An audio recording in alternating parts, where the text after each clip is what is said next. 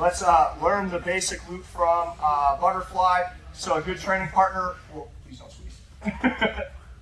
Good jiu-jitsu, you should squeeze. Please don't squeeze me. So a good training partner will sit in a training position over top, and they're going to place their hands on the floor, which is a dumb thing. You should never do that. And so we're just fitting in. One of the problems that I see with a loop a lot of times is people will take a tight grip, and you don't want a tight grip. You want a nice and loose grip so that the fabric can get one side, but when I loop around the other, that my wrist will catch the other artery. So if you're feeling as a training partner, anything going across the windpipe, communicate that to your partner, and that simply means that their grip is too deep, okay? So you have a loose grip, you're pulling the slack down, you're coming up the other side, and then I'm going to cover the back of my partner's head. When I cover it, I'm going to bring my hand through, I'm going to scoop it up at the back of my elbow pit. Once I do that, I'm going to fall towards the side right here, and a good training partner will tap. Have some rigidity and base in your body as a training partner. Don't fall over. We can talk about how to follow someone when they do fall, but for right now, I just want you to base and get choked. And so knowing that, be cool doing the choke, that your partner is being a good training partner and allowing you to choke them, right? So same angle, and then I'll show you the other angle, right? So his hands are on the floor, right? I'm pulling the slack down, up, I'm covering the back of the head, and I'm falling heavy into that elbow onto the same side right here. Let's switch sides so you can see what my hand is doing over here. So you got his hands on the floor, right? Loose, and you can see that my bony part of my wrist is catching up here on the neck. It's down here. You might tap, but it's just gonna crush his windpipe. So I'm here, I cover the back of the head, I'm lifting that hand, and I'm falling off to the side. It should come on pretty quick if you do it correctly, all right? Be cool, just fit in, and then we'll talk about how to kind of set that up by pulling them forward. Let's get it, 1, 2. I'm gonna start here now, and I'm gonna pull, and when I pull them forward, my partner's gonna catch themselves from face planting in my knee. Cool, yeah, good. So I want that pull, because that's how it really happens. He has no posture. People don't just go like, let me do this. This will be done, right? Sometimes they'll grab your legs, but most of the time you have to make them base on the floor, which means the neck is exposed. When I'm doing this, do a couple slow so you can feel it.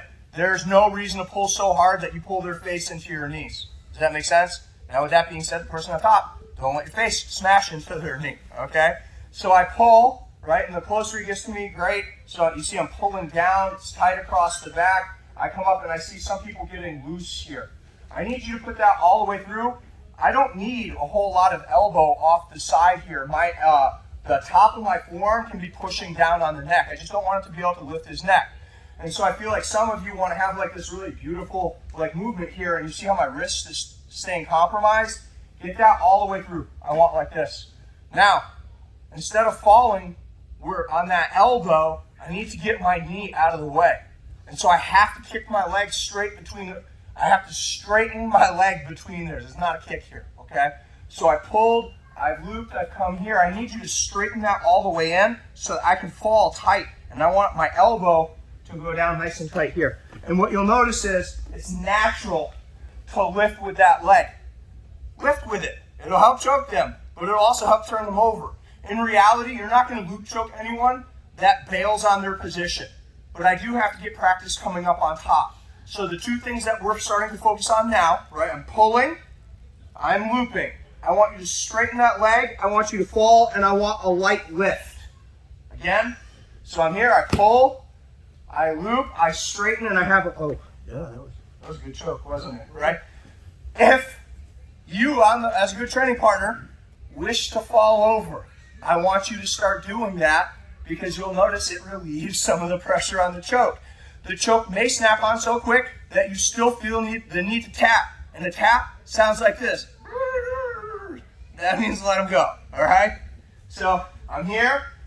Don't smash the space into my knee. Down, I loop, I straighten, and I lift. Make sense? We're going to come up in the mount next. If you want to practice transitioning to mount, I'll talk about how to do it in a minute. But for right now, falling over. Let's get it. 1, 2. You try to roll up, a lot of times you won't be able to because of the base of your own leg. But when you straighten it, you'll find that it'll be easy to roll over. Momentum will just take you, especially as their body is starting to post. Now, if you cannot just gently roll up, that's great. You choke the fool out of them. It's usually because they posted a hand and you just don't let go of that grip. And one of the things about the loop choke is it doesn't feel tight on the hands sometimes. Sometimes it'll feel loose, but it's choking them. And if it's not, definitely don't let go, because then they're going to be like inside control and jump right over. So recover your position if you need to. But the point is, trust in your choke. So I don't normally, when I'm here, just pull down into my legs because I attack my legs. I might choke them, I might not. So the real entry is a collar snatch. And when you off center and you pull them across the side, if they let their arm go, you get a free back take. But if they don't, they're going to recenter themselves with you. That's the goal. So the hand and the leg kind of work in conjunction with each other. I'm going to give a little angle right here. And so when I pull, I don't want to pull here. I want to pull across. You see how it starts to expose the back. So you can get a couple of these to feel good about what's going on. But the reality is I'm also going to push at the same time as I come here. Now, you see how far his base came out? He had a correct here. Now he's going to bring that arm back across because he doesn't want to get choked, and then it'll be tight right there. So I'm going to pull it to the side, and I'm going to come right up on top. So do it again. Okay. So I got some space, watching TV, right? I'm going to push. I'm going to pull him towards that. He's going to rebound and turn back in. I'm going to get control, slide that back in, straighten the leg. There's a lot of different things going on here, guys.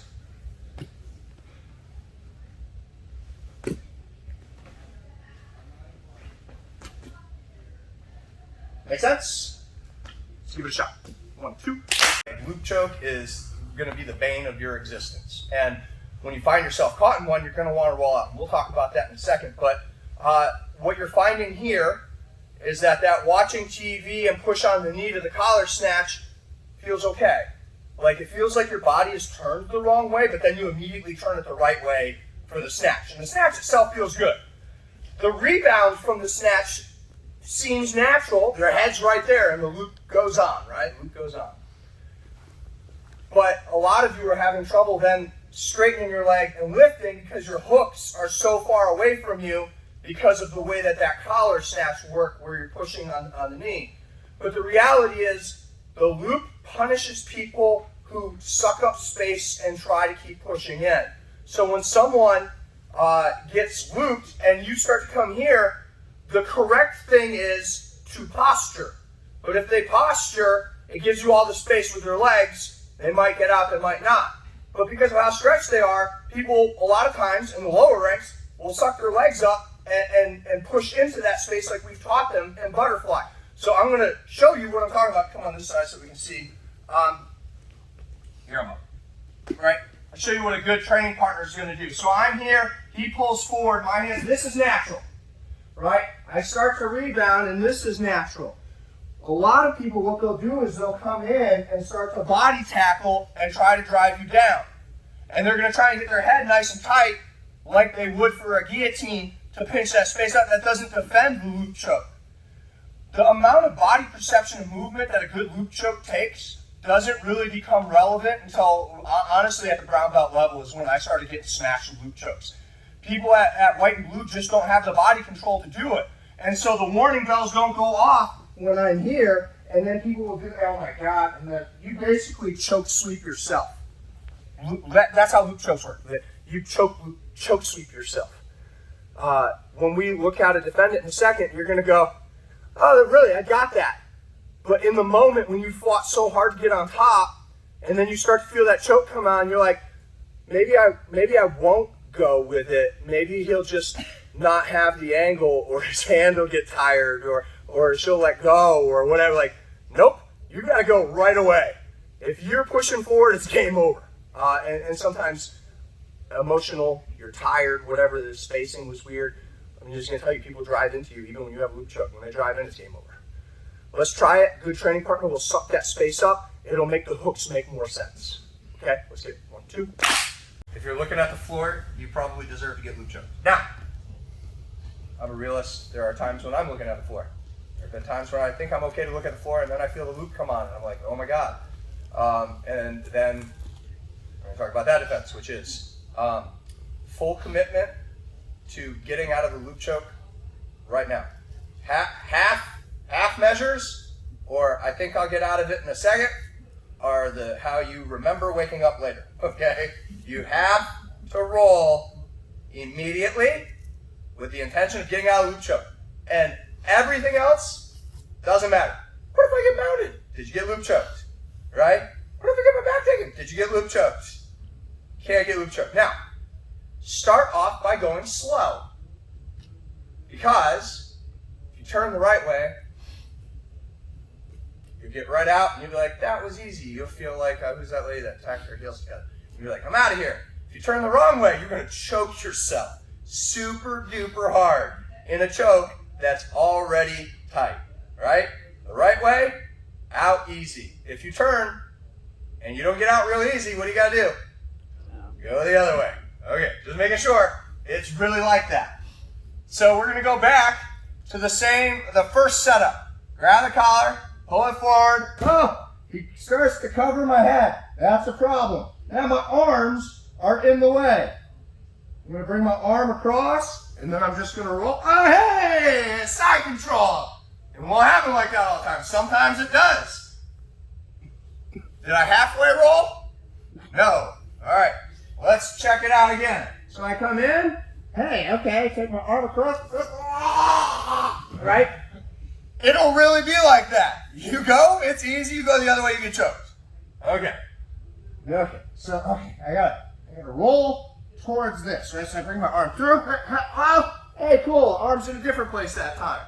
You got to get your arms out of the way, and you got to roll. Let's look at it this way. Okay. Wrong way. Hey, right way. Okay. Super technical, guys. One way you get choked, one way you don't. You got to get your arms out of the way. You'll find safe places to put your hands. There are some places where you put them in, you'll basically crucifix yourself. There are some places you put them in, you end up in deep half. Like, you can figure it out, but don't get loop choked. Get your arm out of the way. Nice, slow meander roll. Don't elbow anyone in the face. Don't punch anyone in the groin. Slow at first, and then speed it up. Let's get it. 1, 2. Covering with one hand. They drop right here. And you guys wait for me to do whatever I'm going to do here, and you're going to get choked, right? The problem is that a lot of the things I have to do with my body are I gotta get in there, and you can resist them, but the reality is the punchline is you getting choked. The escape is exactly the same, except my arms are already out of the way. You're not doing one heel check? I'm going to go immediately. I'm going to turn. What happens if you turn the wrong way? Choke. It's exactly the same thing, right? So I'll go here. Well, now freeze. Would you rather be here? No, stay. Or here? I would rather be here. Okay? So I have to go through this position, and I will. As soon as I feel anything but the loop choke, guys. And if you're not there yet in your mind with the math, you just haven't been loop choked enough, right? There are a couple of things that happen to me as an underbelt that I'm like, you can do anything except these things. And those things are, I hate being triangled from guard. I hate getting loop choked. And I really, really have a healthy distaste for people grabbing hold of my head and guillotines. And if you think about rolling with me, how often do you loop choke me? Almost never. How often do you triangle me? Only on your birthday every 4th year. It's like a leap year thing, okay? I hate those things. And so you have to get that healthy distaste for loop chokes, and that'll happen by getting loop choked. So we just need more loop chokers. Roll with Andrew Anderson a little bit. He'll do it for you. All right, mouthpiece is water, roll time. Ready? 1, 2.